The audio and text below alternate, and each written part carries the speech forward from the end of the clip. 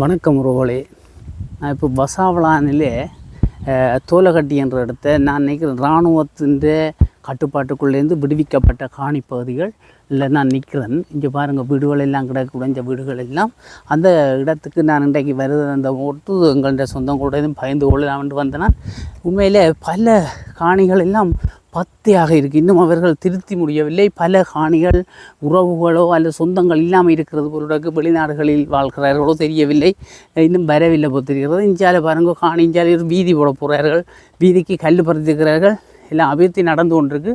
இஞ்சால் பகுதி தங்கள் காணிகளை துப்புரவு செய்கிற பணிகள்லேயும் கொஞ்சம் பேர் ஈடுபட்டு கொண்டிருக்கணும்.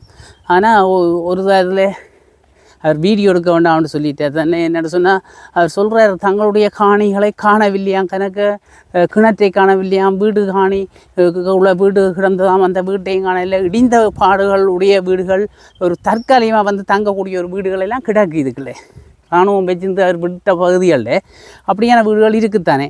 அப்போ அந்த வீடுகளை காணலைன்னு சொல்லணும். அப்போ அந்த வீடுகள் எங்கே போனதுன்றது எங்களுக்கு தெரியல. அப்போ விடுவிக்க கிடந்த வீடுகள் காணிகளை காணலை என்றால் எங்கள் காணியை வீடு தான் காணாம போகலாம், உடைத்து கொண்டு போகலாம். காணி என்னன்றா அப்போ காணாம போகிறது? காணியையும் காண இல்லையா? இங்கே பாருங்க, வீடுகளை பாருங்க இப்படி பத்தைக்குள்ளே கிடக்கு. இதுவரை இன்னும் உறவோடு வேற இல்லை. இங்கே பாருங்க, வீட்டுக்கு மேலே கத்தாழை முளைச்சி நிற்கி, தாழைனா மேலே புளி மரம் நிற்கிது பாருங்க, வீட்டுக்கு மேலே கீழே முளைச்சி வீட்டுக்கு மேலால் வந்துடுச்சு. இப்படியெல்லாம் வந்திருக்கு. இப்போ காணிகளுமே விடுவித்தது பற்றிய ஒரு சந்தோஷம். எங்கள்ட மக்கள் பல பேர் தங்களுடைய ஊருக்கு போக வேண்டும், தங்களுடைய ஊரில் கால் வைத்துத்தான் நான் வாழுவேன், நான் என்னுடைய உயிர் போகும்போது நான் என்னுடைய ஊரில் போய் இருந்து தான் நான் சாகணும் என்றெல்லாம் நினைத்தவர்கள் பலர் இருக்கிறார்கள். வயதுவர்கள் பாவங்கள், அவர்களுடைய அந்த நினைவுகள் நிறைவேற வேண்டும். அவர்கள் தங்களுடைய ஊரில் தாங்கள் கஷ்டப்பட்டு வேர்வை சிந்தி உழைத்து கட்டிய வீடுகளில் வாழணும். அவர்களும் அந்த காணியில் வந்து 4 வாழையை வச்சு 4 வண்டியை வச்சு அவர்கள் வாழ்ந்தால் தான் அவர்களுக்கு ஒரு சந்தோஷம்.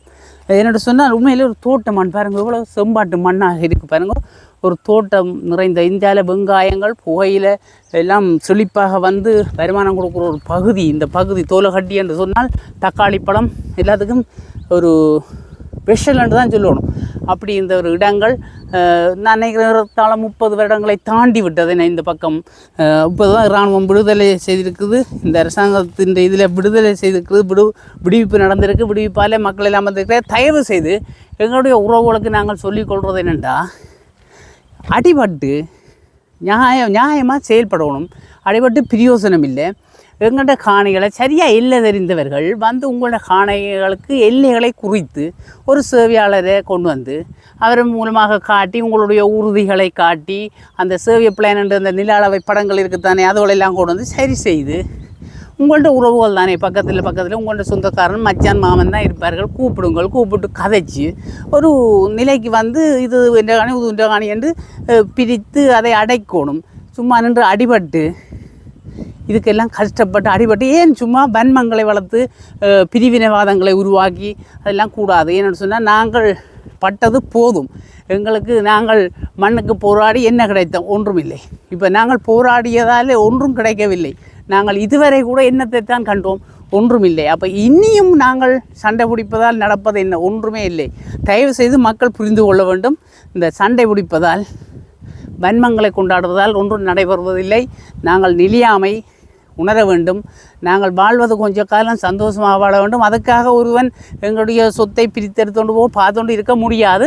இருந்தாலும் நாங்கள் சமரசமாக பேசணும். எங்களுடைய ஆக்கள், நாங்கள் எங்களுடைய சொந்தங்கள் எல்லாம் பக்கத்தில் நீங்கள் மாமன் மச்சான் மாமி என்றால் இருந்திருப்பீர்கள்.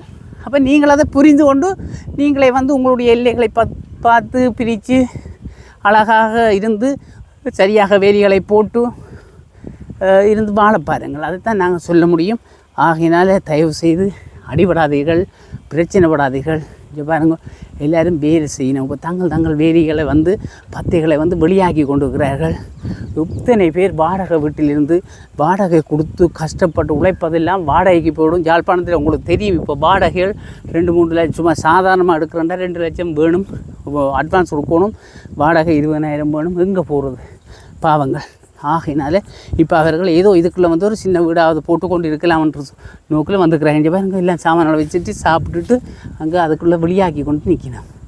ஒவ்வொருவரும் தங்கள் இந்த ஜேசிபி மூலமாக ஜேசிபி ஒரு மணி நேரத்துக்கு 6500 வாங்குறார்களாம். இந்த தூணெல்லாம் போடுறதுக்கு பாருங்க 1500 2000 முடியுதான் தூணுகள் எல்லாம் போடுவதற்கு. அப்படியெல்லாம் தூண் போடுகிறார்கள். அப்படி செய்து ஏதோ உங்களோட காணிகளை நிலைப்படுத்தி கொள்ளுங்கள். நிலைப்படுத்தி கொண்டு நீங்கள் வாழ கற்றுக்கொள்ளுங்கள். சந்தோஷமாக வாழுங்கள். இவ்வளோ காலம் நாங்கள் விட்டதுக்கு உங்களுடைய பிள்ளைகளை இதில் குடியேற்றி உங்களுடைய பிள்ளைகளை சந்தோஷமாக வாழ வேண்டும். சண்டை பிடிக்க விட்டு விடாதீர்கள். ஆகையினாலே பழையவர்கள் வந்து உங்களுடைய எல்லைகளை சரியாக காட்டி உங்களுடைய உறுதிகளை காட்டி சரியாக பிரிவினை செய்து வேலிகளை போட்டு அழகாக இருங்கள். அதுதான் நாங்கள் சொல்ல முடியும்.